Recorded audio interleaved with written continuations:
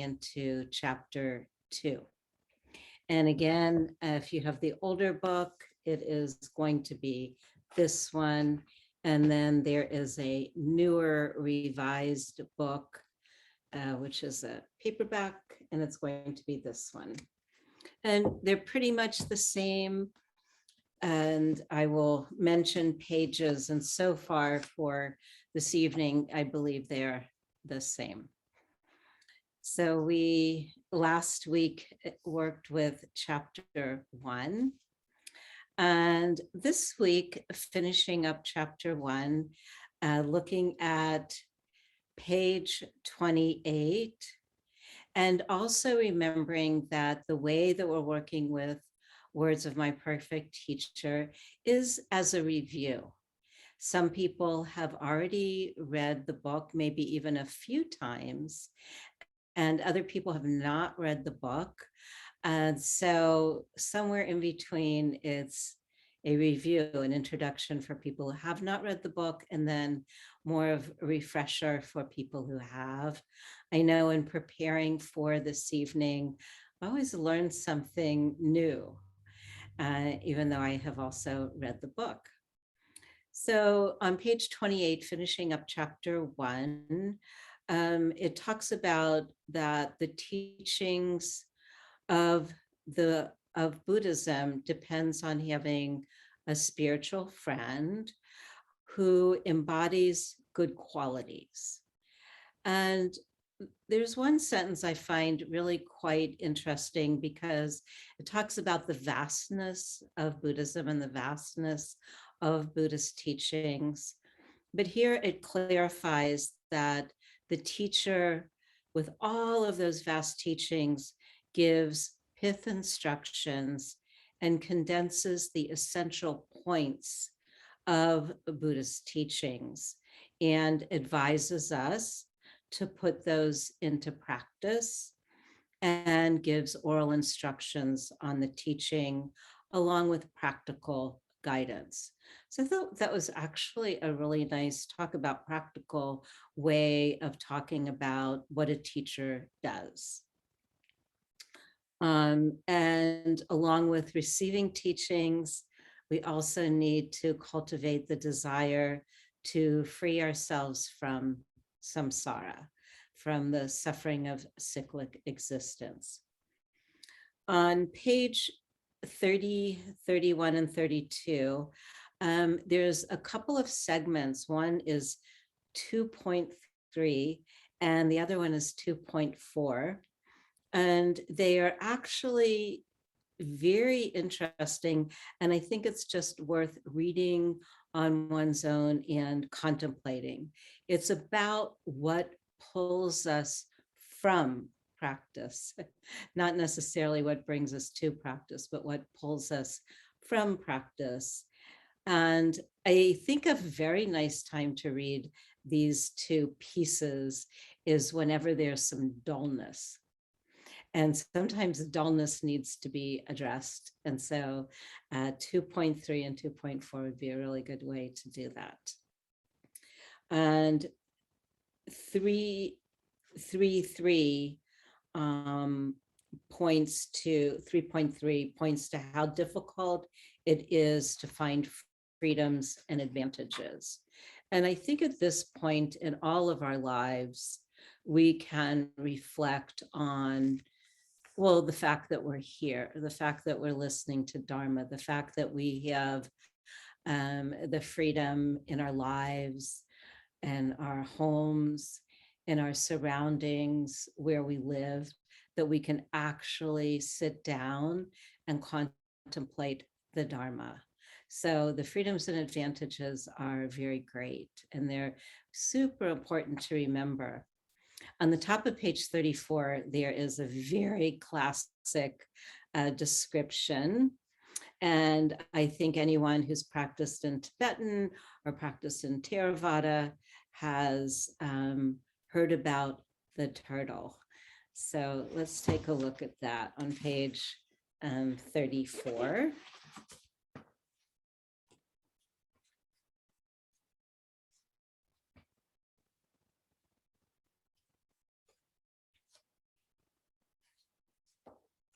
So at the top,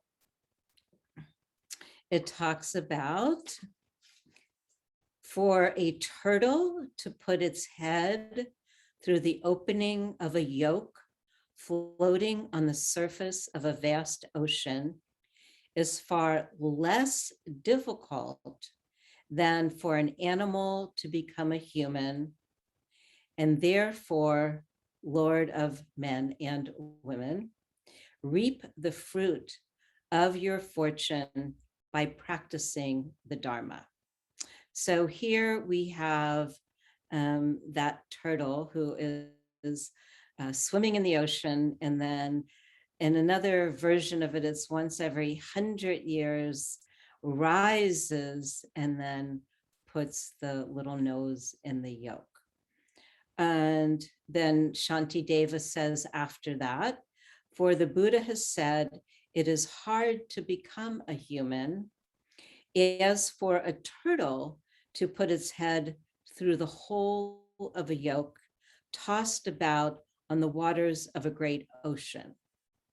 So the difficulty of obtaining human birth is also compared to that of getting dried peas thrown at a smooth wall to stick, or that of balancing a pile of peas on the tip of a needle, which is hard enough with even one single pea. It is useful to know these comparisons, which come from the Nirvana Sutra and similar ones made in other texts. So the very famous, everyone has heard about the turtle, and it's good to remember. Okay, and then on page 34 in the middle and 35, it said that these, to take form as any being of the higher realms is already rare enough, but rarer still is a human life complete with all freedoms and advantages. So that's important too. Some people think, well, it'd be nice to float around in the heaven realms, but it doesn't necessarily have the freedoms and the advantages for practice. So sometimes it seems, our lives don't seem like we've got it. But when we reflect in this way about the turtle, about other people's lives, some people are too busy, have too much responsibility, or become so engaged in something else that the Dharma kind of slips by for a lot of, lifetimes. And so it's talking about also even within mankind. So even within our being reborn as a human, we can see that compared to all of those people born in outlying regions where the teachings have never appeared, that's what's called an outlying region. So again, we have the human birth and we are where teachings are heard. Those born in places where the Dharma has spread are exceedingly rare. And even among those, there is seldom more than one at a time who has all of the freedoms and advantages. With all of these perspectives in mind, we should be filled with joy that we really have the freedoms and advantages complete. So again, the precious human life and the freedoms and advantages, and we've got it. And then on the bottom of page 37, there is really kind of a blessing. May we attain the very essence of the freedoms and advantages of the precious human birth. So having the precious human birth and actualizing. So this actualizing, putting it into practice, is the key point here. On page 38, what's interesting, there is a picture of King Traisan, and we actually remember him from A Marvelous Garland of Rare Gems.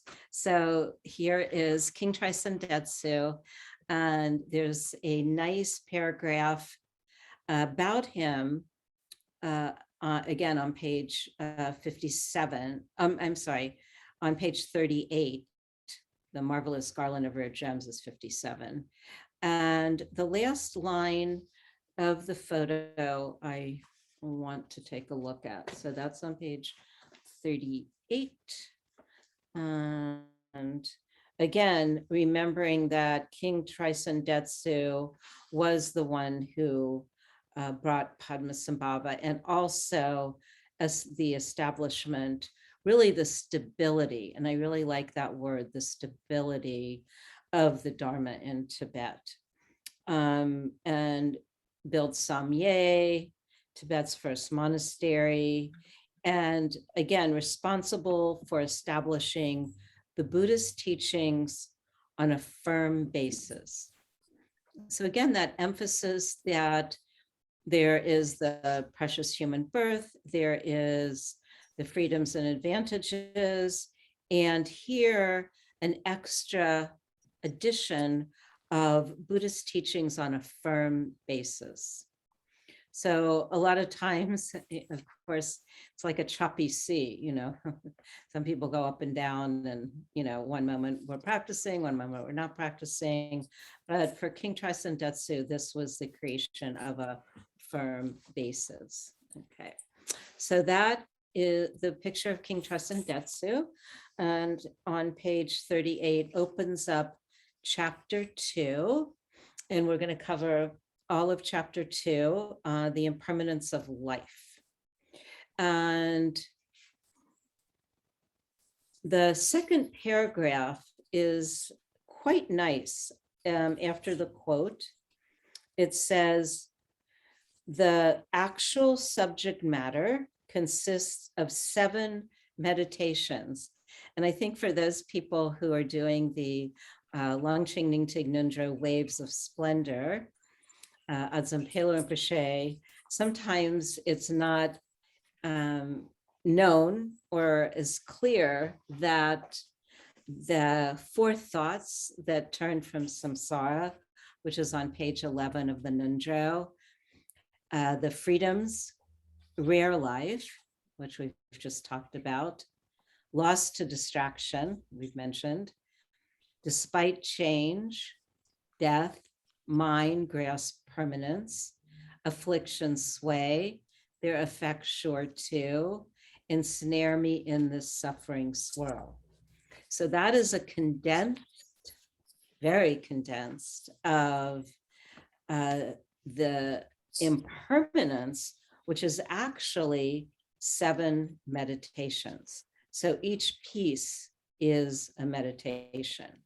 So there is the impermanence of the outer universe in which beings live.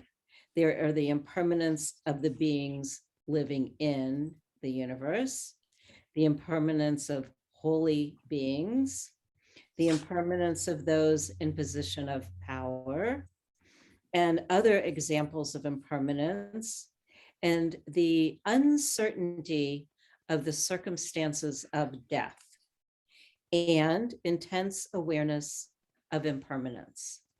So all of these, and there, you know, long ago, and maybe currently, there were teachers who would not teach until these 7 contemplations were practiced for months, maybe even a year. And so that's how important they are. And because once we really have that true connection to the understanding of impermanence, it does what the heading on the Nundro says, the 4 thoughts to turn me from samsara. So that is the whole purpose, plus the wisdom of impermanence, always super important.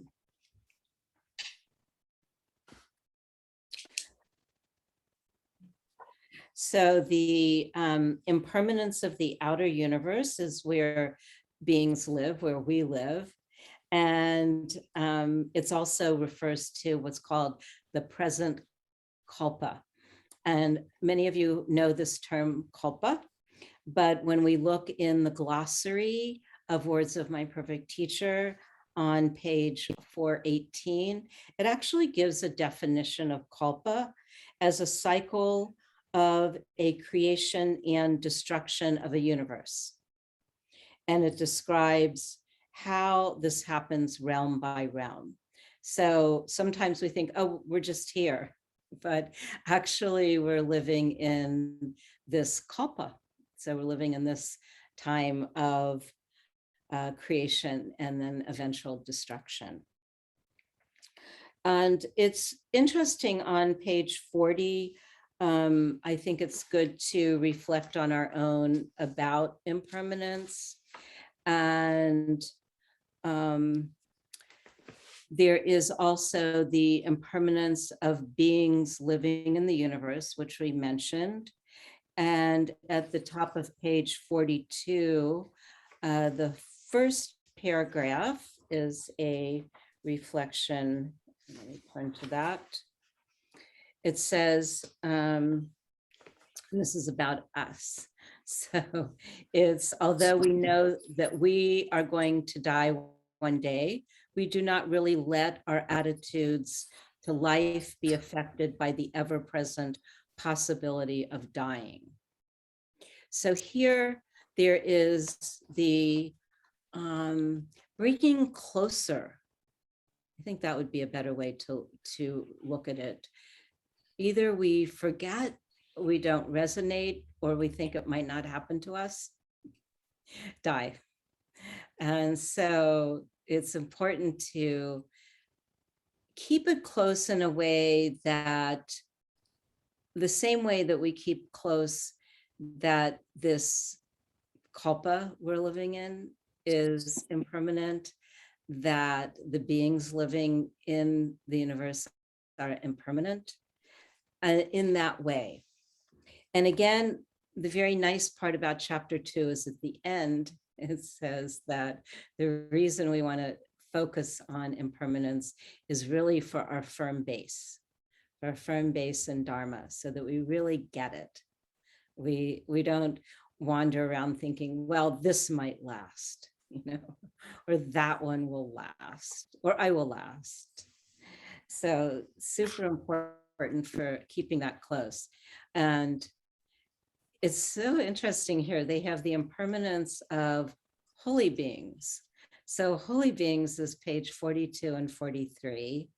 And when they talk about that, what's interesting is that on the notes on the bottom of page 43, it talks about how there have already been in all of the existences that we know about through the kalpas, 5 Buddhas. So 5 Buddhas have already taught, they've already become enlightened, and they have already taught. And another reason for remembering impermanence is so that we can remember to develop our positive qualities. And so that when we are developing our positive qualities, then it allows for our life to have a lot more meaning. And also because we're not here forever. So we think about Buddhas have come and gone, holy beings have come and gone. What do we know now? We know their teachings, we know their history. Are they here? We might feel them, but technically they're not here. And it's also, many people think, well, it'd be nice to hang out in the God realms. And that too is impermanent, although it's said that a lot of the gods live more than one kalpa. So they've really seen it all. And also we read about, and we even in history books, that there's countries that have come and gone. There's land formations that have come and gone. There's waterways that have come and gone. So that everything is subject to impermanence. And some things are now just a history lesson. And other examples of impermanence is that there's different stations of life. You know, sometimes people are in positions of power, and then they're not in positions of power. Some people are very poor, then they're not very poor. Seasons change, people become ill, they become well. So there is great fluctuation, and that fluctuation is also a big part of the impermanence, and of course, death and the bardo. So I know that we've studied this forever in Buddhism, but all that comes together separates, and whatever is built will fall. And so it refers to whatever is built will fall.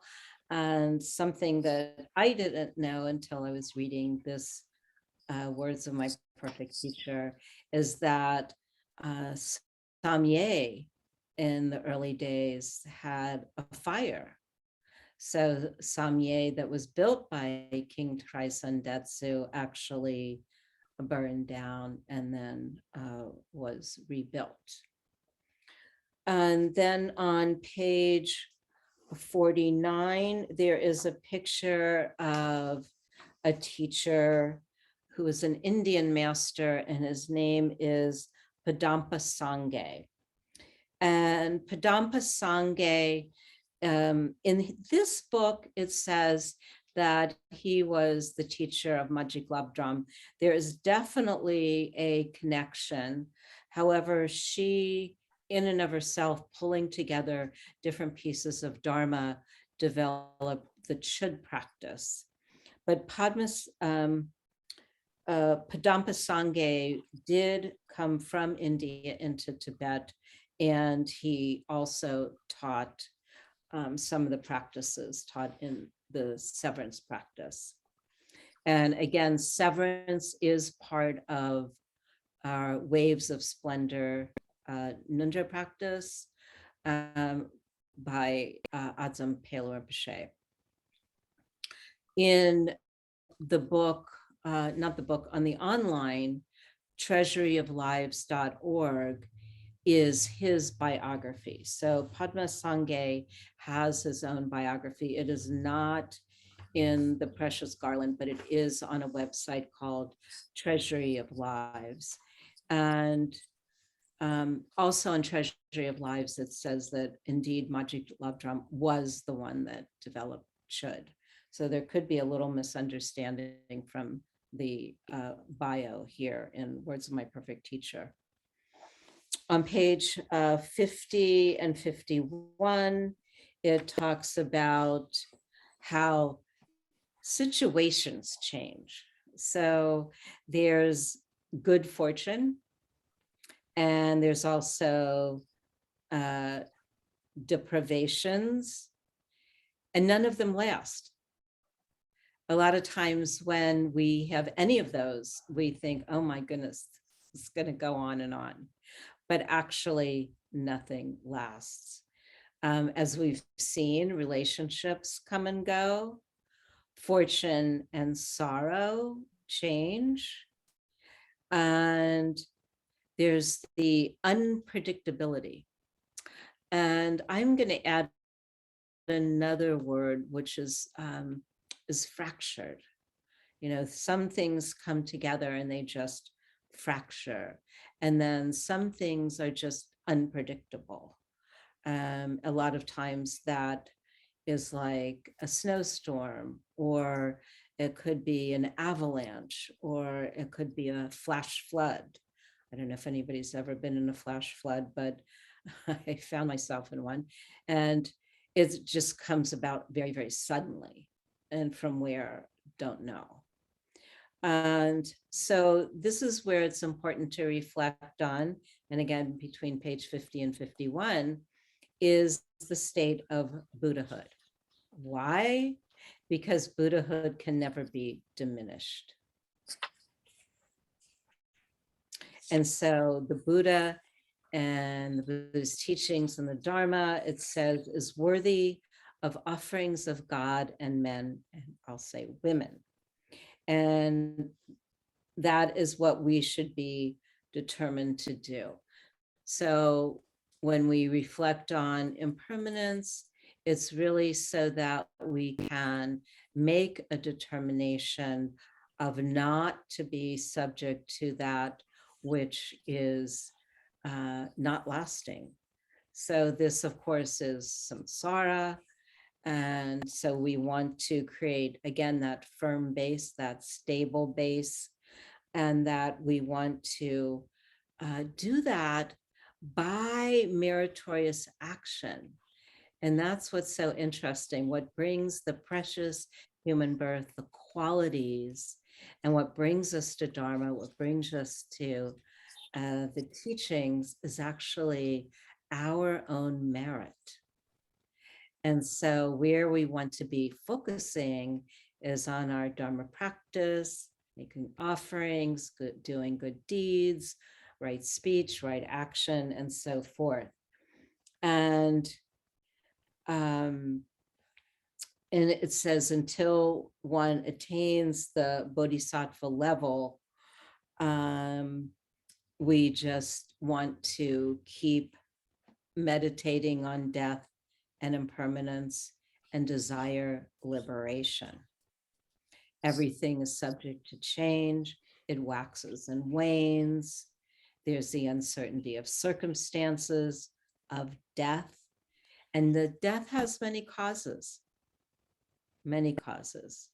And so on page 54, it talks about intense awareness of impermanence. And again, if one was doing a retreat, if one was taking, say, a month or a few months or a year, which used to be required, and then that intense awareness of impermanence until reaching, which it says on page 55, the point where everything dissolves in the nature of reality. So for those practitioners who've been doing a fair amount of practice, we know, okay, we're not always just noticing impermanence, but we notice impermanence so that the mind can turn toward the Dharma.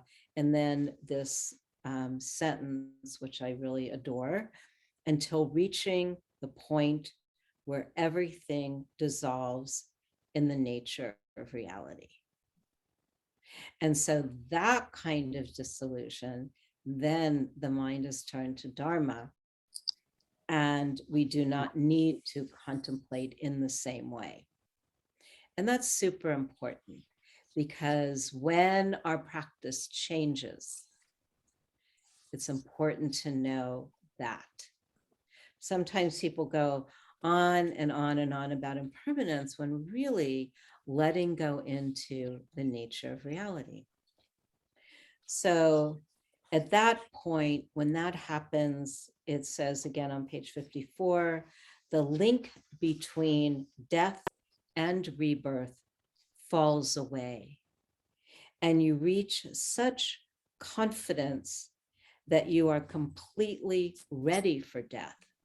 So at that point, we're not focusing on the suffering of death or how death will come or the unpredictability, but rather that readiness. So that is a very different way of being, rather than what we've just been talking about in these last pages of the impermanence and our focus on impermanence. Now it shifts to, why do we spend so much time on that? It's to both become completely ready for death, not because we're looking for death, but we're just ready for that. We just know. And also with the attention on impermanence shifting into when things arise in that dissolution into the nature of reality. So that's a shift in practice. Then there's no more need, it says, for any sorrowful meditation. So then we don't have to go, oh, wow, samsara, oh my. No. At that point, there's no need for that same reflection on the sorrowful meditation of approaching one's death. It's a completely different experience. And then on page 58, the meditation on impermanence is the prelude that opens the way to all practices of Dharma. So again, I know everyone has done a lot of work on impermanence, and being part of Words of My Perfect Teacher review, we are also reviewing that. But because many people have done a lot of practice, it's important to realize that we are actually meditating on impermanence for that shift. Okay. And then it's very nice. In the middle of page 58, it says, and I'll read you the 2 paragraphs. It says, meditation on impermanence is therefore the prelude that opens the way to all practices of Dharma. When someone asked him, I will have to see who him is, for instructions on how to dispel adverse circumstances. Oh, here we are. Geshe Potawa answered with the following words. Think about death and impermanence for a long time. Once you are certain that you are going to die, you will no longer find it hard to put aside harmful actions, nor difficult to do what is right. So here it shows where it sets our life straight. We know that our mind, body, all of us are subject to change, will die. And so we want to turn our attention to the Dharma and then to our fortunate human birth, which is attained, as we said, through meritorious action. Again, right livelihood, right speech, right action, making offerings, generosity, helping people, and in a right way, balance, in a balanced way, all of it. After that, meditate for a long time on love and compassion.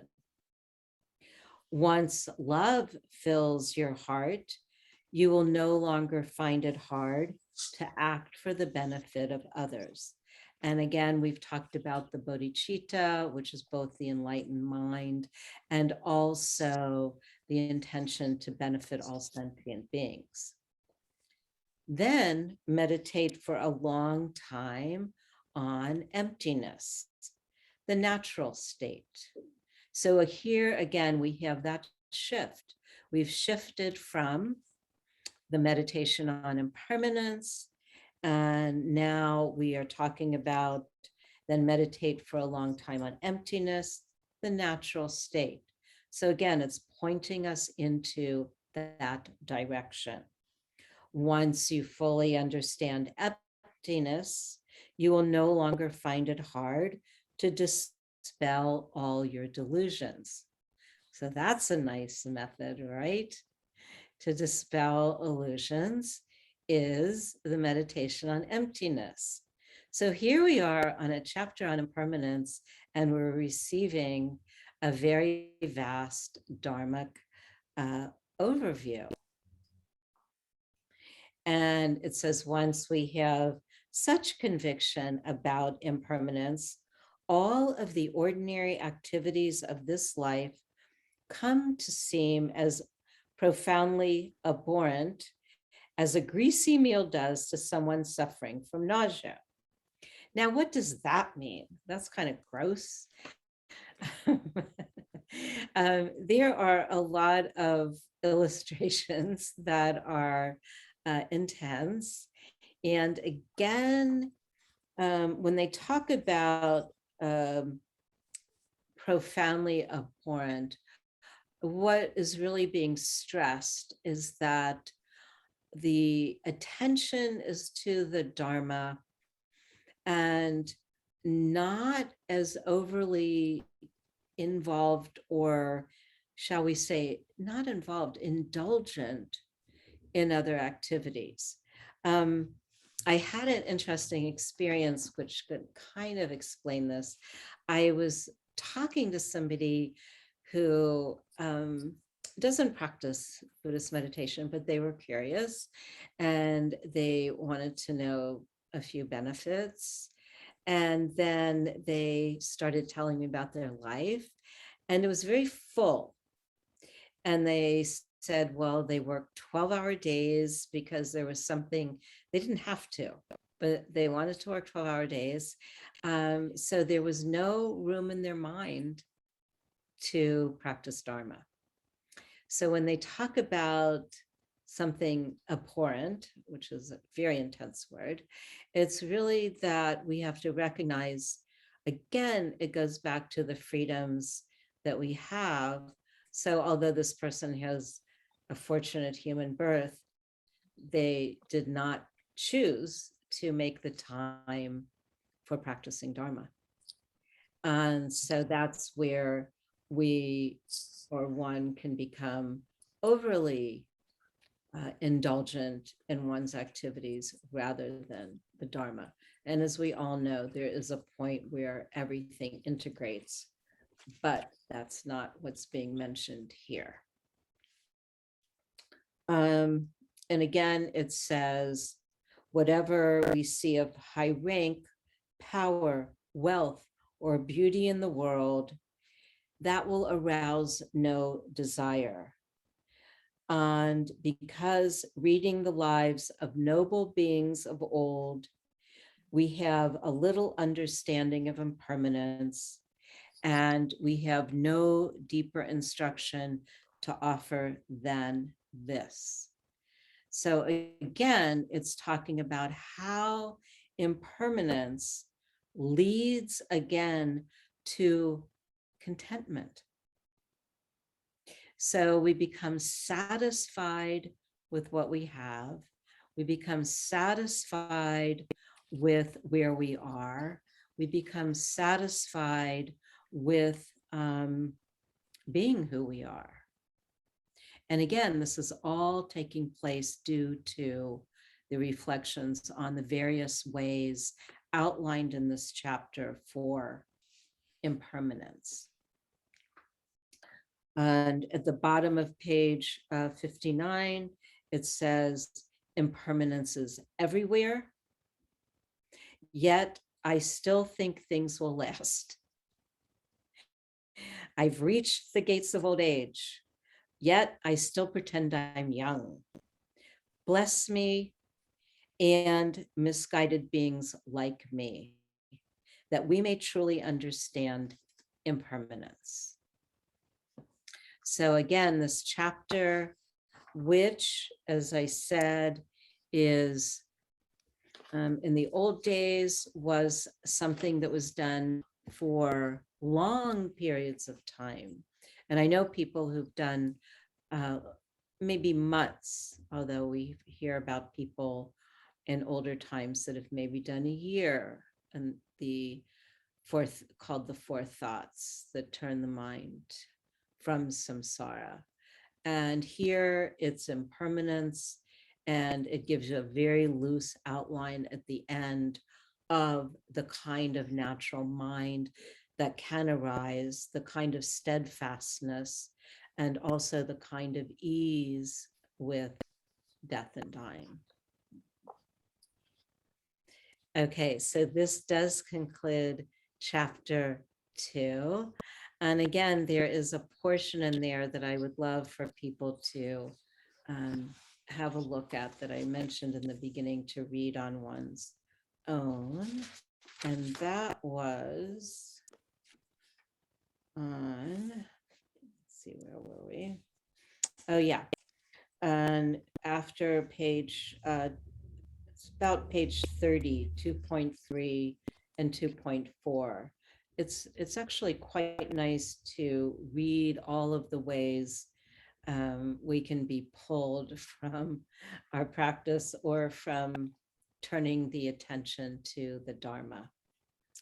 And chapter 3 is going to be more frightening than even impermanence. It's going to look at some of the karma that can happen and the identification of the different hell realms.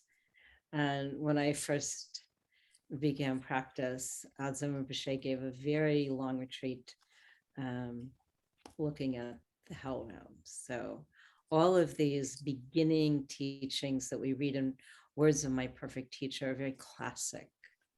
So we too are going to review that which is classic, and also to remember that it's bringing us to a beneficial point where we choose positive action, where we allow for the natural state of awareness, and where we also become comfortable in our own eventual death.